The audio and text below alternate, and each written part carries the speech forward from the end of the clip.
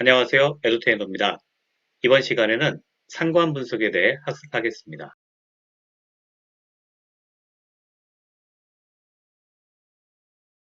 상관계수는 두 변수 간의 비례 관계를 파악하기 위해서 개발되었습니다. 두 변수 간의 관계는 먼저 산점도, 스캐터 플롯을 통해 눈으로 파악할 수가 있습니다. 산점도를 그리면 X축, Y축 두 변수 간에 직선 관계가 존재하는지 혹은 곡선 관계가 존재하는지 서로 독립적인지를 파악할 수 있고 혹시 몇 개의 그룹으로 나누어 구분할 수 있는지 그리고 아웃라이어라는 특이한 점이 있는지 확인할 수 있습니다. 상관분석은 연속형 두 변수 간의 직선적 선형관계 정도를 검정하는 통계 분석 방법으로 다양한 분야에 널리 사용됩니다. 앞서 산점도에서 두 변수 간의 직선관계가 있어 보일 때 상관분석으로 이 둘의 직선관계를 수치화하고 검정할 수 있습니다. 여기서 수치화된 직선관계를 상관계수, correlation coefficient라고 합니다. 예를 들어 송호 양식장에서 X변수를 송호의 길이라고 하고 Y변수를 송호의 무게라고 한다면 X가 커질 때 Y도 대체적으로 커지는 정비례 관계가 있습니다. 그런데 이런 정비례 관계가 강한지 약한지를 파악하기 위해서는 수식을 바탕으로 한 숫자로 표현할 필요가 있습니다. 영국의 수학자 칼 피어슨이 피어슨 상관계수를 정립하게 됩니다.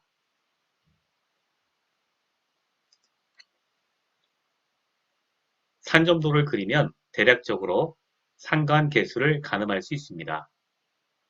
상관계수는 정의상 직선관계에 있을 때 1의 값을 가집니다. 정비례 관계면 플러스 1을 그리고 반비례 직선관계면 마이너스 1을 가집니다. 그림에서처럼 상관계수는 마이너스 1부터 0 플러스 1까지의 값을 가집니다.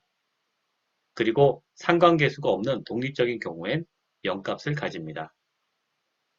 데이터들이 직선에 모여 있을수록 절대값이 1에 가까운 값을 가집니다. 그런데 x와 y가 서로 독립이면 상관계수는 0을 가지지만 반대로 상관계수가 0이라고 해서 x, y가 독립인 것은 아닙니다. 아래 그림을 보시죠. 어떤 오피스 빌딩의 전력 수요와 온도와의 관계입니다. 추운 겨울에는 난방으로 전기를 많이 쓰고 더운 여름에는 냉방으로 전기를 많이 쓰게 됩니다. 봄, 가을에는 냉난방 전기를 적게 씁니다.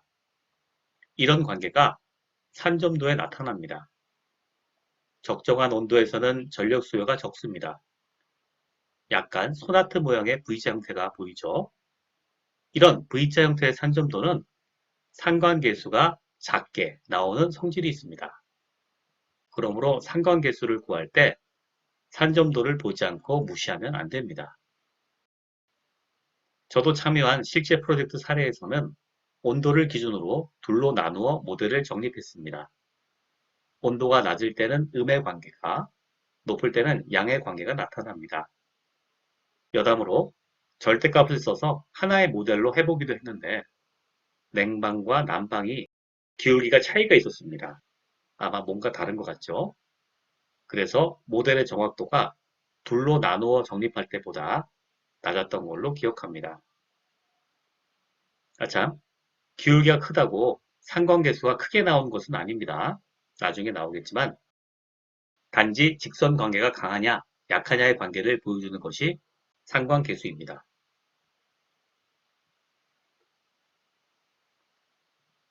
상관계수를 파악하는 방법 중에 하나는 X바, Y바를 중심으로 4등분하여 3포도를 그려보는 겁니다. 4등분 안 하더라도 나중에 4등분을 마음속에서 해도 되죠. 먼저 관측치가 전체 4분면에 고르게 분포할 경우는 X, Y 간 특별한 관계가 없고 상관계수는 0에 근사합니다. 대부분의 관측치가 주로 대각 방향이 되는 1, 3, 4분면에 있는 경우는 X가 증가하면 Y도 증가하는 정비례 관계가 되고 상관계수가 양의 값을 가집니다. 반대로 대부분의 관측치가 주로 2, 4분면에 분포하는 경우는 음의 상관계수를 가지게 됩니다. 다음은 상관계수를 잘못 사용하는 상관계수 오사형 사례를 보도록 하겠습니다. 상관계수는 두 변수 간의 상호관계를 의미하는 것으로 인과관계를 의미하지는 않습니다. 많이 오해가 되는데 조심해야 됩니다. 이그젬플 1에서 지하철 요금이 오를 때 피자값도 오릅니다. 이것은 인플레이션이 원인이죠. 해서 지하철 요금과 피자값은 양의 상관관계를 가지지만 이 둘 간의 인과관계는 아니죠. 아이스크림 매출과 썬번 환자 수도 비슷한 사례입니다. 둘 간의 인과관계는 아니죠. 한여름의 뜨거운 태양이 원인이겠죠. 그리고 상관계수가 미미하다 해서 두 변수 간의 관계가 없는 것은 아닙니다. 앞서 두 변수 간의 관계를 파악할 때 산점도를 그리지 않으면 안 된다라고 했는데 아래 그림과 같은 경우에 해당합니다. 기온과 전력 사용량처럼 V자 관계나 곡선의 관계가 있는 경우는 상관계수가 작게 나옵니다. 또한 우연히 직선상에 위치한 현격한 아웃라이어가 있는 경우에 상관계수가 크게 나옵니다. 이 아웃라이어 하나가 상관계수 계산에 큰 영향을 주기 때문입니다. 해서 아웃라이어가 있는지 없는지 여부를 산점도로 파악하고 있다면 적절히 처리를 해줘야 합니다. 상관계수에 관한 간단한 퀴즈 두 개를 풀어보겠습니다. 먼저 1번입니다. 아래 그림에서 A, B, C 중에서 상관계수가 가장 큰 것은 무엇일까요? 잠시 생각해 보시기 바랍니다. 일단 셋 다 양의 관계가 있어 보입니다. 네, 상관계수는 개념이 직선에 모여있는 정도를 수취한 것입니다. 해서 B가 직선 관계를 이루니 가장 크고 그 값은 플러스 1이 될 겁니다. 다음으로 C, A의 크기 순서가 되겠습니다. 두 번째 퀴즈입니다. A, B 중 상관계수가 큰 것은 어떤 것일까요? 잠시 생각해 보시죠. 자, 기울기는 A가 크네요. 상관계수는 데이터들이 직선에 모이는 정도를 의미하고 완전한 직선에 해당하면 절대값 1의 값을 가집니다. 해서 A, B 둘 다 상관계수는 플러스 1이 됩니다. 기울기가 양이니까 플러스 1이죠. 기울기가 크다고 상관계수가 큰 것은 아닙니다. 그래서 기울기와 상관계수는 무관합니다. 물론 양의 기울기면 양의 상관계수를 갖고 음의 기울기면 음의 상관계수를 갖습니다. 그런 관계는 있습니다. 상관계수 오사형 케이스를 정리해 보겠습니다. 1번 상관계수가 크다고 해서 원인과 결과로 해석하면 안 됩니다. 상관계수는 인과관계를 의미하지 않으니까요. 2번 상관계수가 작다고 해서 두 변수 간 관계가 없는 것은 아닙니다. V자 관계나 곡선 관계는 상관계수가 작게 나오니까요. 3번 상관계수의 절대값이 1에 가까워도 두 변수의 선형성이 뚜렷하지 않을 수 있습니다. 왜죠? 현격한 아웃라이어의 영향을 받을 수 있기 때문입니다. 4번 상관계수로 기울기를 알 수 없습니다. 앞서 퀴즈에서 보셨지만 기울기와 상관계수는 무관합니다. 상관계수가 크면 기울기가 크다. 아닙니다. 직선에 가까우면 상관계수는 절대값이 크게 나옵니다.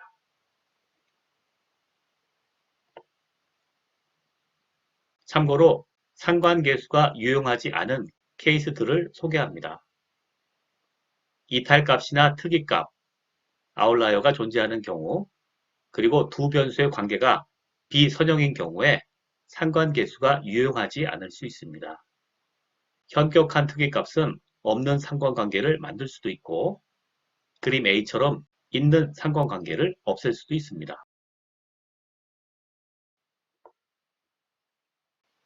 두 번째 케이스는 두 변수의 관계가 선형이 아니라 비선형인 경우입니다.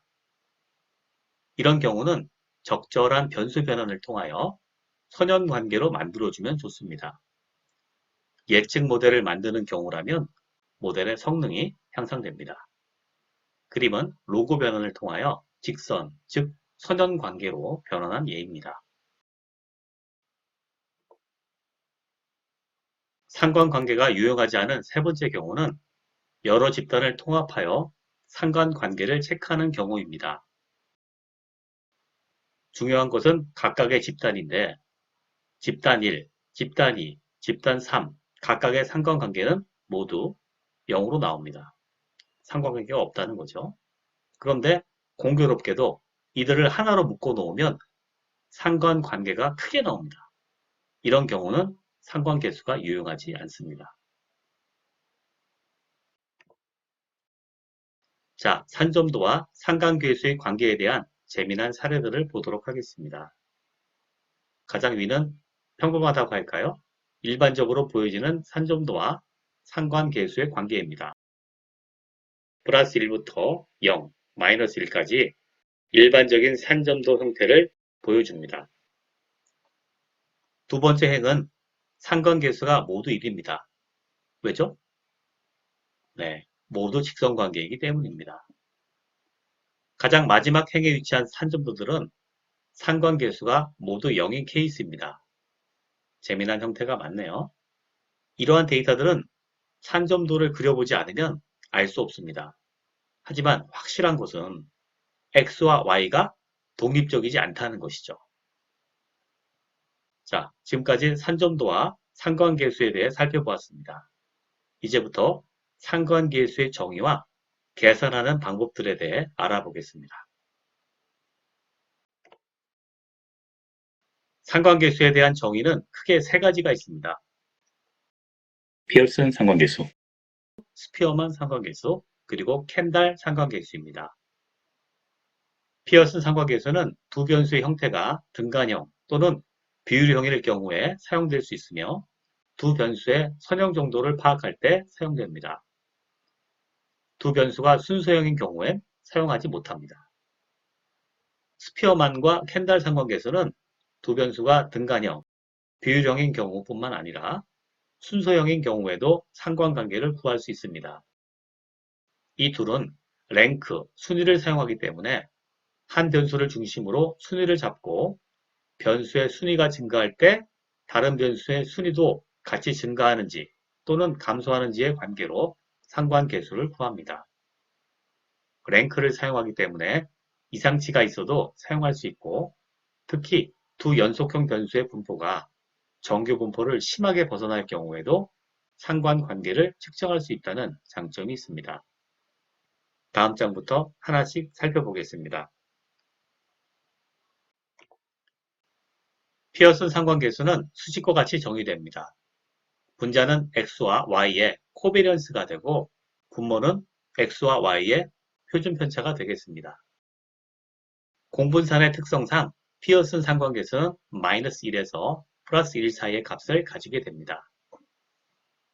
그런데 칼 피어슨이 이 수식만 만들어 상관계수를 정의한 게 아니죠. 바로 다음 단계, 이 상관계수가 의미가 있는지 없는지를 검증할 수 있는 검정 통계량을 구했습니다. 검정 통계량은 t분포를 따르며 수식은 보시는 바와 같습니다. 그리고 검증에 필요한 p-밸류는 브라이틱스나 통계 솔루션이 구해주니까 이 값을 사용하면 됩니다. 다음은 스피어만 상관계수입니다. 칼 스피어만이 고안한 상관관계로 랭크를 사용하기 때문에 비모수적인 논파라메트릭 성질이 있습니다. 변수별로 원데이터 값을 랭크로 변환하고 이 랭크들을 가지고 피어슨 상관계수를 구한 것이 바로 스피어만 상관계수입니다. 검정 통계량은 피어슨 상관계수와 마찬가지로 t분포를 따릅니다. 다음은 켄달 상관계수입니다.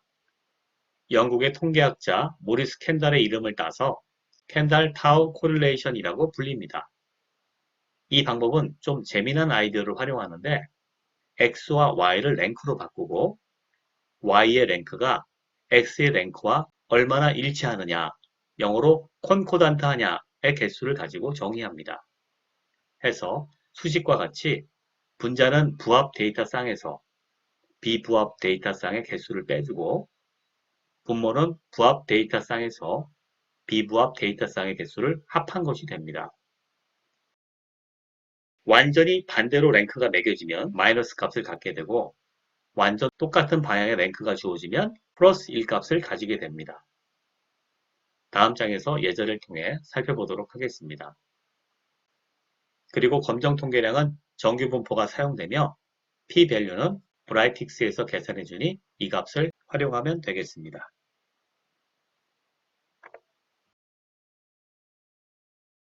예제를 통해 켄달-타우 상관계수를 구해보겠습니다.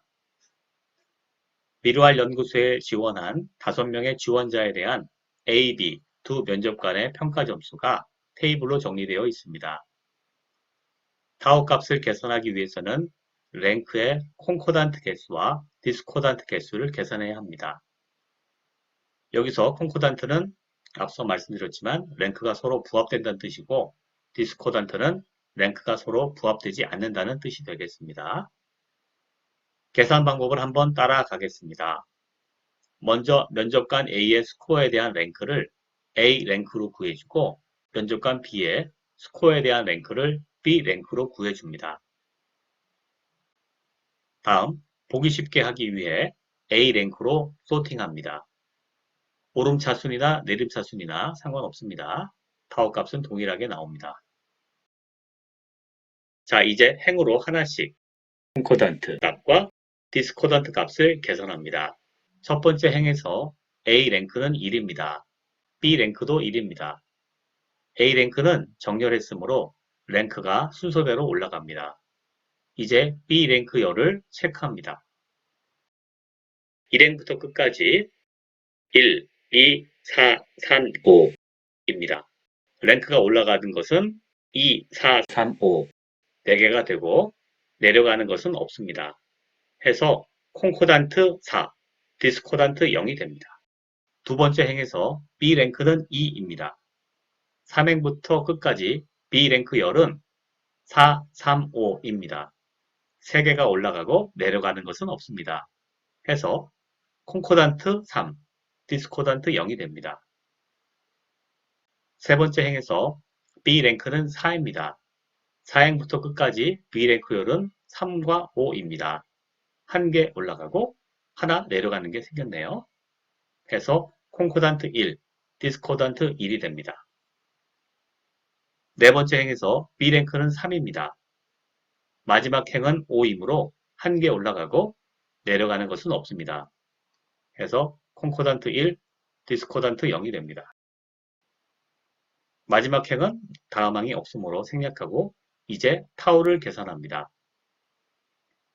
타우 계산식에서 콘코단트 합계는 9, 그리고 디스코단트 합계는 1을 넣고 계산하면 타우가 0.8이 나옵니다.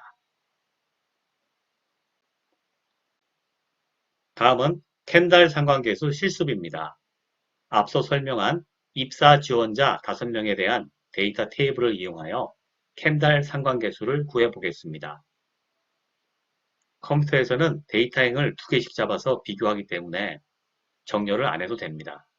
즉, 그냥 브라이틱스의 코릴레이션 함수에서 메소드를 켄달로 선택하면 됩니다. 그런데 여기서는 켄달 상관계수의 작동 원리를 살펴보기 위해 쿼리 익젝터 함수에서 박스와 같이 SQL을 작성해 실행했습니다. 코릴레이션을 실행하면 켄달 상관계수 타우는 0.8이 나옵니다. 모델은 오픈 스튜디오 카페에 있습니다. 자, 실습 진행합니다. 실습 8번 켄달 상관계수 보도록 하겠습니다. 자, 여기서는 크리에이트 테이블로 간단하게 테이블을 만들었습니다. 뭐 테이블 만드는 법은 아시죠? 크리에이트 테이블에서 작성하시면 됩니다.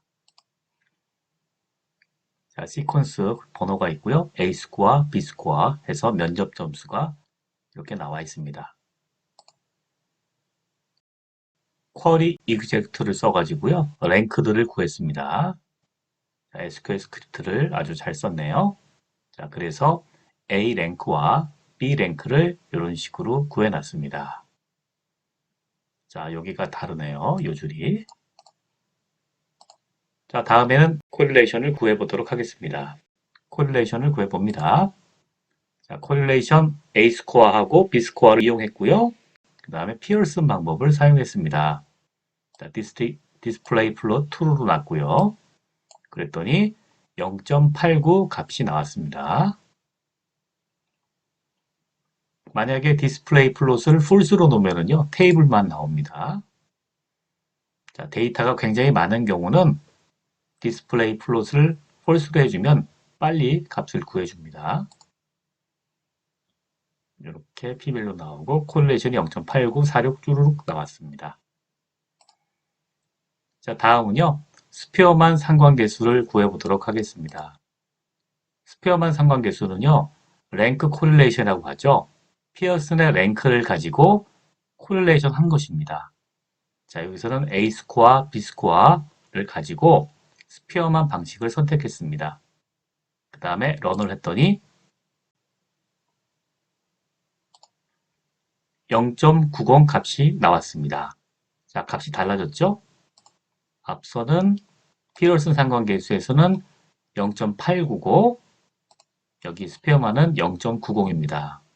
0.89999 이렇게 나왔네요. 자, 이번에는요.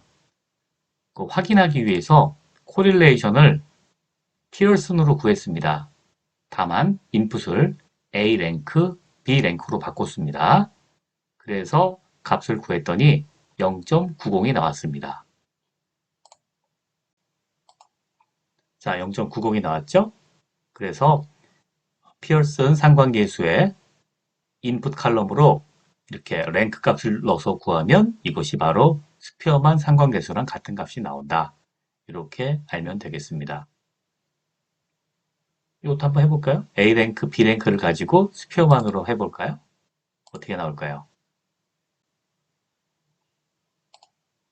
네, 같은 값이 나오죠? 자, 이거는 이제 소수점, 이거죠. 라운딩 에러라고 하는 값이죠. 그래서 0.9가 나온 것입니다.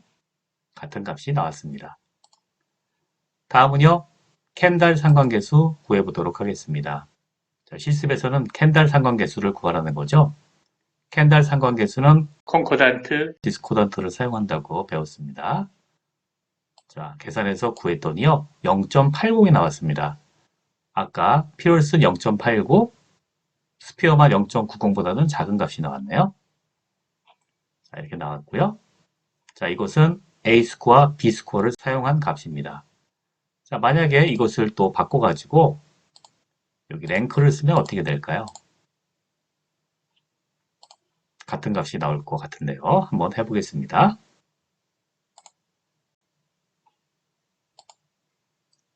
자, 같은 값이 나왔네요. 0.80 동일한 값이 나온 것을 알 수 있습니다. 다음은 전력 수요 데이터에 대한 실습입니다.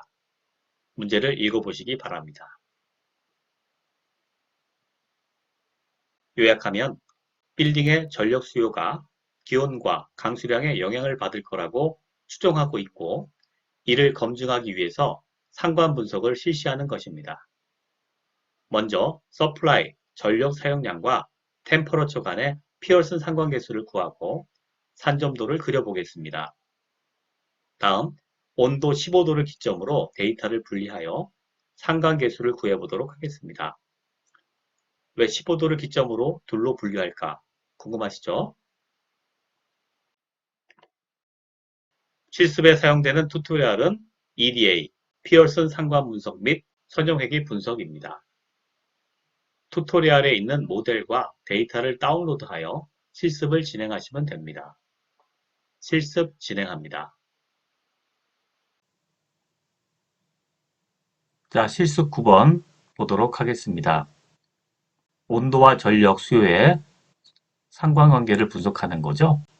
자, 데이터를 로드했습니다.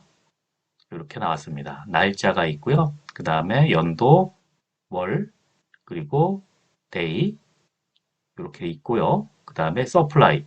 이제 서플라이라고 하는 것이 전기 공급량이고 이쪽에서 보면 공급량, 이쪽에서 보면 사용량이 되는 거죠. 그래서 온도하고 프리시피테이션, 강우량 이렇게 데이터가 들어와 있습니다. 전체 데이터는 2241개가 나와 있네요. 자, 코릴레이션을 보도록 하겠습니다. 코릴레이션을 보니까요. 이렇게 나옵니다. 자, 프리시피테이션하고 템퍼러처의 관계, 그 다음에 중요한 거는 요거죠. 전기 사용량이죠. 서플라이 여기입니다. 서플라이, 템퍼러처하고 서플라이, 그리고 프리시피테이션과 서플라이가 되겠습니다. 자, 여기는 확실히 좀 관계가 있어 보이고요. 이렇게 뭐 뭉쳐 있고요. 여기는 흩어져 있는 그런 관계가 있습니다. 자, 왼쪽에는 스캐터 플롯으로 그려줬네요. 템퍼러처가 X축, 서플라이가 Y축이 되겠습니다. 그러므로 기온에 따라서 이거는 영하 10도네요. 영하 10도. 기온이 낮아지면 사용량이, 전력 사용량이 많아지고 또 기온이 높아지면 또 전력 사용량이 높아지는 그런 관계가 있는 것을 알 수 있습니다. 자, 기온이 낮을 때는 난방을 하죠. 난방을 할 때는 이렇게 기울기가 좀 완만하게 증가하고 자, 기온이 높을 때는 냉방을 하죠. 에어컨 같은 거. 냉방할 때는 좀 더 기울기가 높게 올라가는 것을 알 수가 있습니다. 자, 코릴레이션을 구해봤습니다. 그래서 이렇게 값이 나온 걸 알 수가 있습니다.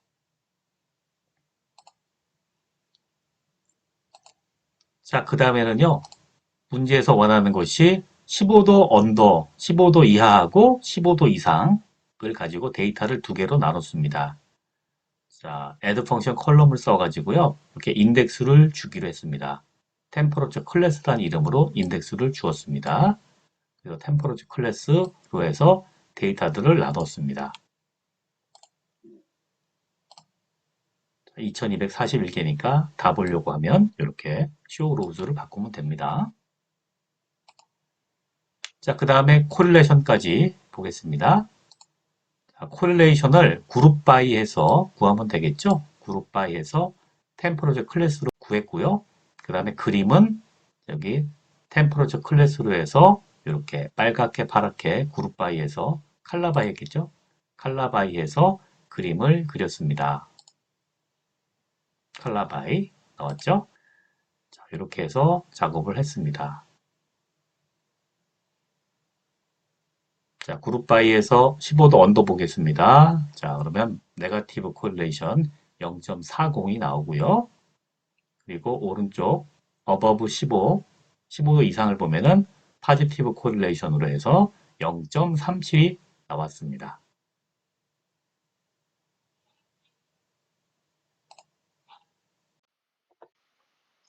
정리하겠습니다. 아주 간단한 실습이었는데요. 먼저 코릴레이션 함수에 대한 것입니다. 옵션에 하이트라는 것이 있는데 이것은 모델 출력에서 그림의 사이즈를 조정하는 것입니다. 그리고 중요할 수도 있는데 모델에 나타나는 상관계수 값의 소수점 자릿수를 프리시전에서 조정할 수 있습니다. 그림의 성격상 소수점 넷째 자리까지 허용된다는 점 참조하십시오. 코릴레이션 테이블은 상관없습니다. 그리고 데이터가 아주 방대한 경우 코릴레이션 그래프는 생략하는 것이 좋습니다. 코릴레이션 매트릭스 그래프는 크롬 브라우저가 데이터 포인트 하나하나씩 그리게 되는데 데이터가 방대하면 시간이 많이 소요됩니다. 이런 경우 디스플레이 플롯을 폴스로, 옵션을 폴스로 선택하면 됩니다. 그리고 온도 15도를 기준으로 데이터를 분리할 때 add 펑션 컬럼 함수에서 SQL 문법을 사용하여 인덱싱을 했고 코릴레이션 함수에서는 그룹 바이를 사용했습니다. 이상으로 상관 분석 학습을 마칩니다.